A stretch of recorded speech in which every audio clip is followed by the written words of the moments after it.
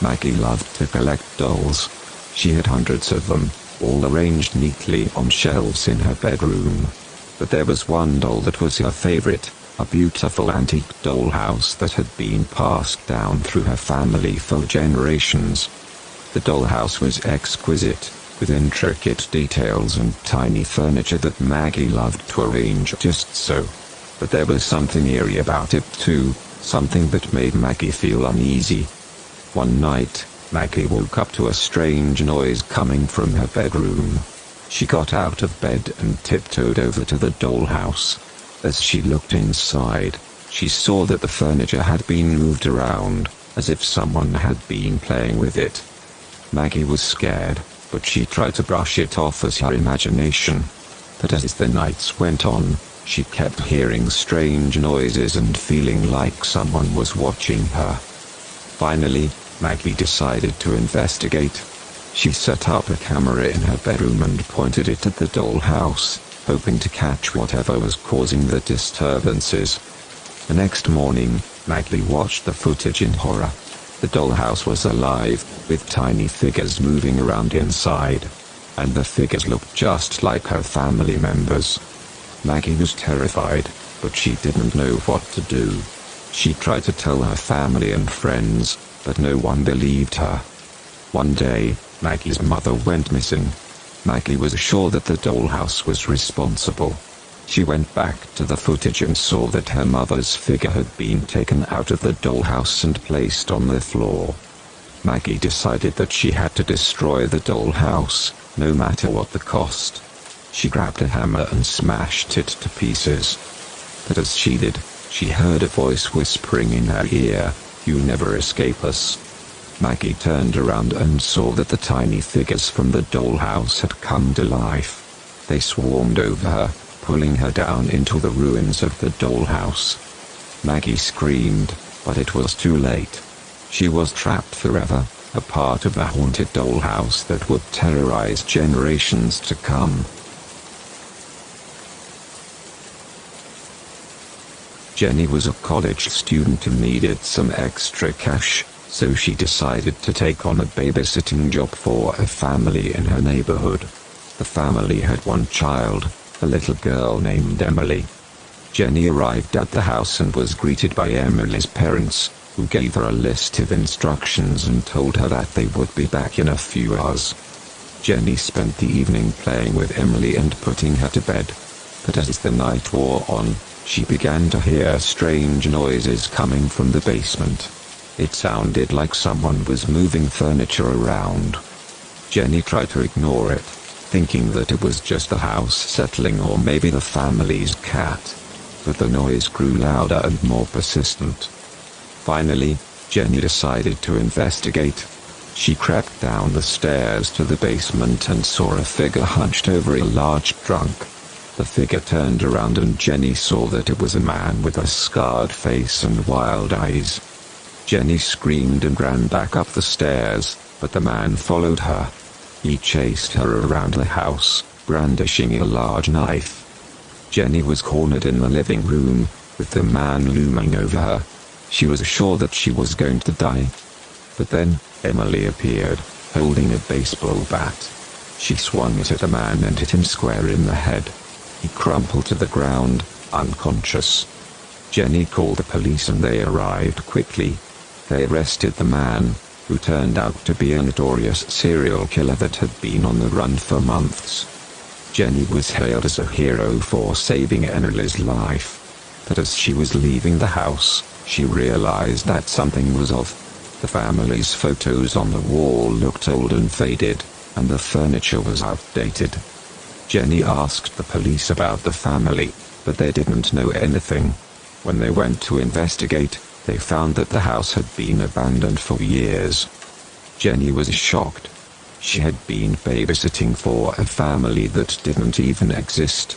The serial killer had lured her there with a fake job posting, hoping to kill her just like his other victims. Jenny was lucky to have escaped with her life. But she would never forget the terror of that night, and the realization that she had been so close to becoming another victim of the last babysitter's trap. Sarah was a college student who had just moved into a new apartment. She was excited to be living on her own for the first time, but there was something strange about the apartment that she couldn't quite put her finger on. One night, Sarah woke up to find her roommate, Lily, standing at the foot of her bed. But something was off about Lily. Her skin was ashen and her eyes were dark and empty. Sarah screamed and ran out of the room, but when she went back to investigate, Lily was gone. The next day, Sarah went to her landlord to ask about the previous tenants of the apartment. The landlord told her that there had been a young woman who had died in the apartment a year ago. Her name was Lily.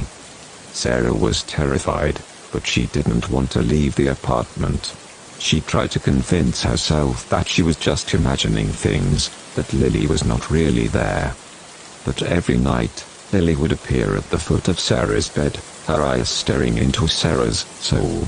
Sarah was unable to sleep, unable to function, as Lily haunted her every waking moment. One night, Sarah decided to confront Lily. She stood up to her and demanded that she leave her alone. Suddenly, Lily's eyes started to glow red, and she let out an ear-piercing scream. Sarah fell to the ground, writhing in pain, as she felt her body being torn apart. But then, everything went dark.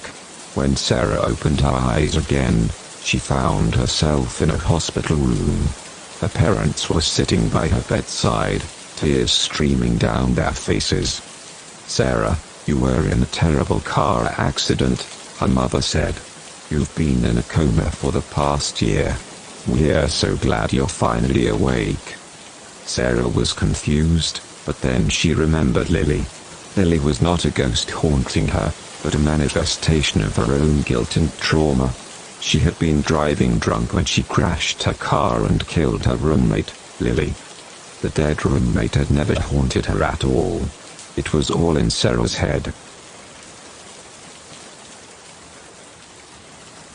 Samantha was an avid collector of antique dolls, and she had just acquired a beautiful dollhouse from a local estate sale.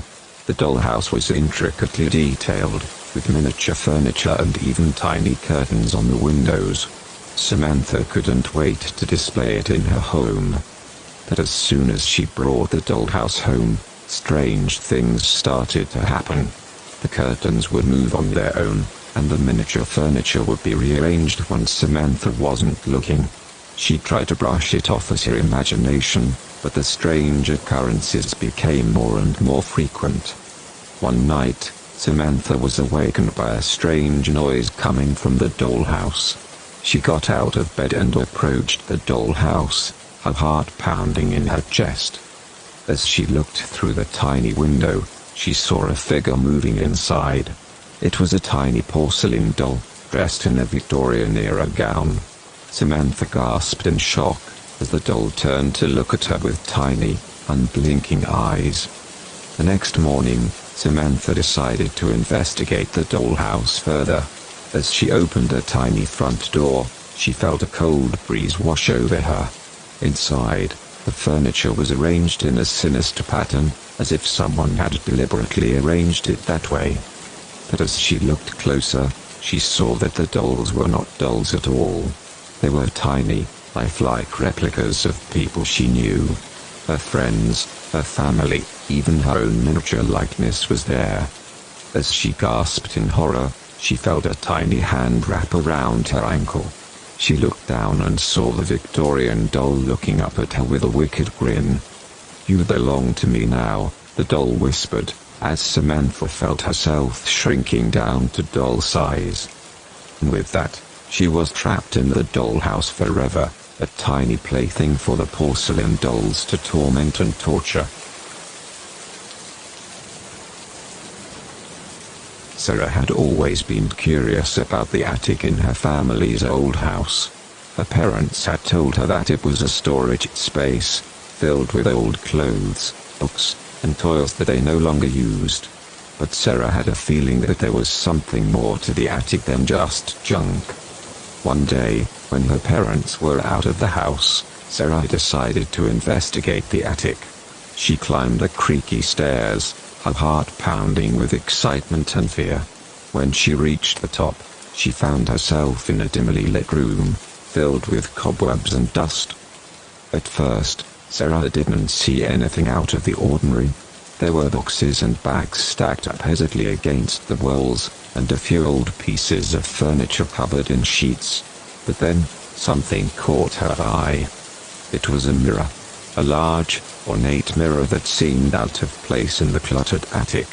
Sarah walked over to it, studying her reflection in the dusty glass. But then, she saw something move behind her. She spun around, but there was no one there. She turned back to the mirror, and saw that her reflection was no longer her own. It was someone else entirely. A girl with dark hair and a pale face, staring back at her with cold, dead eyes. Sarah tried to look away, but she couldn't. The girl in the mirror seemed to be drawing her in, tempting her with a strange and terrifying power. Sarah felt her mind slipping away, her body becoming numb and cold. And then, just as suddenly as it had begun, it was over. Sarah blinked, and her own reflection was staring back at her once more. She stumbled away from the mirror, her heart racing with fear and confusion. Sarah never went back to the attic again. She tried to forget about the mirror and the girl who had appeared in it, but she could never quite shake the feeling that something was watching her, waiting for her to look into the glass once more.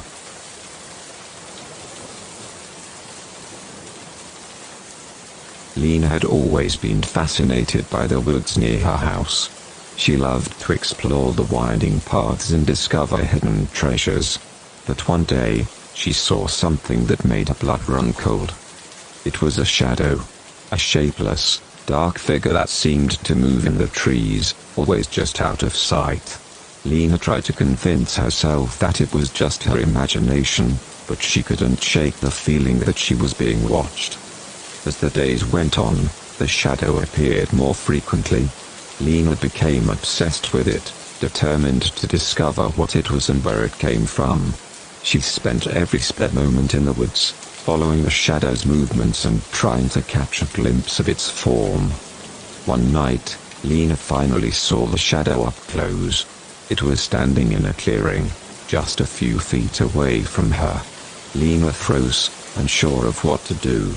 The shadow seemed to grow larger and more menacing, and Lena realized with horror that it was reaching out to her. But then, something unexpected happened. The shadow began to change shape, transforming into a beautiful, radiant light. Lena felt a sense of warmth and comfort wash over her, and she knew that she was safe. The light spoke to Lena, telling her that it had been watching over her all along, protecting her from harm. It was a guardian spirit, one that had been assigned to watch over Lena and keep her safe in the woods. From that day on, Lena no longer feared the shadow in the woods.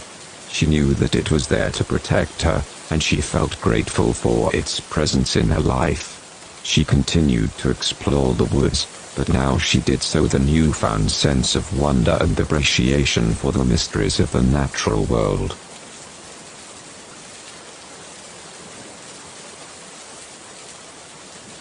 It was just another ordinary day for the employees of the high-rise office building.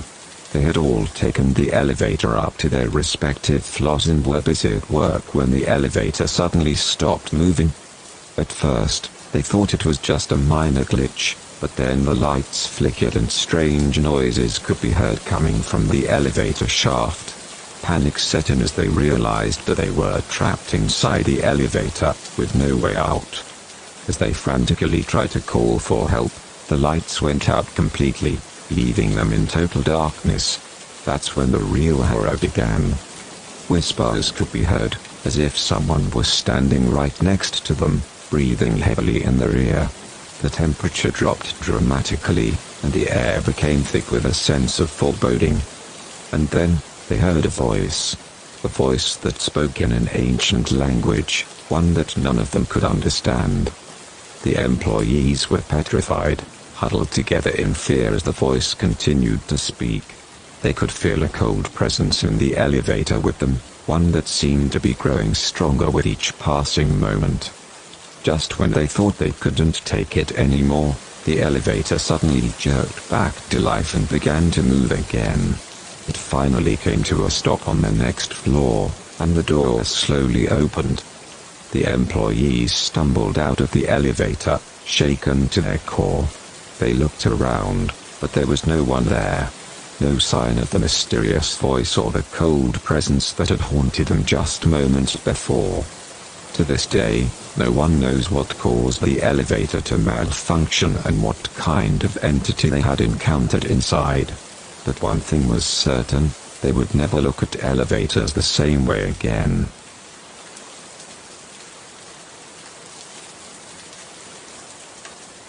The old farmhouse had been abandoned for years, but it had always been a source of fascination for the locals. Stories had circulated for decades about the strange things that had happened there, and the rumors only grew stronger as the years went on. One day, a group of friends decided to explore the farmhouse and see for themselves what all the fuss was about. They drove out to the property, parked their car, and walked up to the house. The place was in shambles, with broken windows and a roof that was caving in. But despite its obvious state of disrepair, the friends couldn't help but feel a sense of unease as they approached the front door. Once inside, they realized that the rumors were true. Strange things were happening in the house. Doors would open and close on their own, and they heard the sound of footsteps echoing through the empty halls. As they explored the house, they found themselves drawn to a locked door at the end of a hallway. It was the only door in the entire house that seemed to be in good condition, with a shiny brass knob and fresh paint. Curiosity got the best of them, and they decided to break open the door. When they did, they were greeted by a horrifying sight. Inside the room was a collection of dolls, each one with an eerie and unsettling look on its face. Some were missing limbs, while others had eyes that seemed to follow the friends around the room. But that wasn't the worst of it. As they looked closer, they saw that each doll had a name written on it, and the names were those of the friends themselves. Panic set in as they realized that they were not alone in the house. Someone, or something, had been watching them and had set up this twisted display as a warning. The friends quickly left the farmhouse, but they never forgot what they had seen, and they always wondered what would have happened if they had stayed in the house just a little bit longer.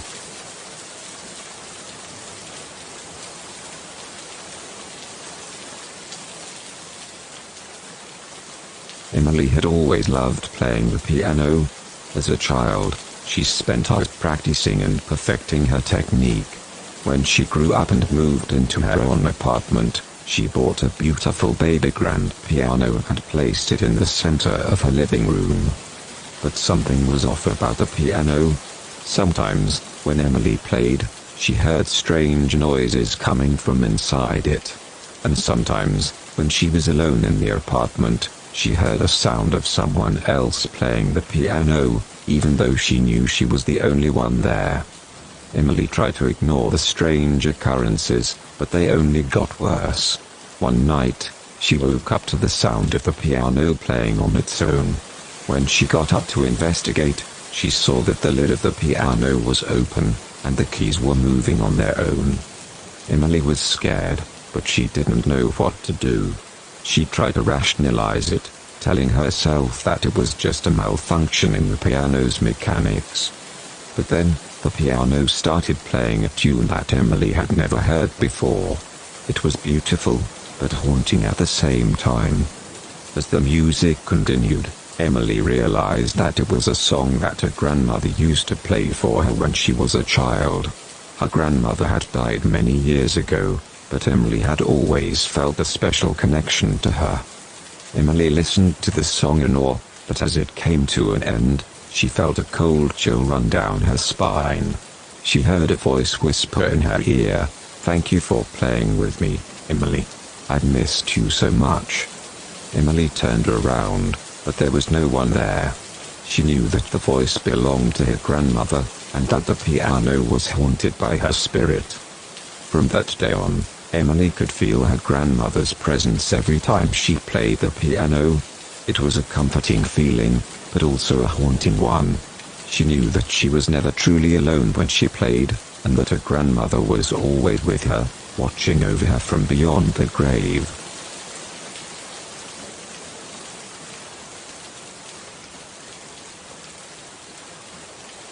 Katie loved going for walks in the forest near her house.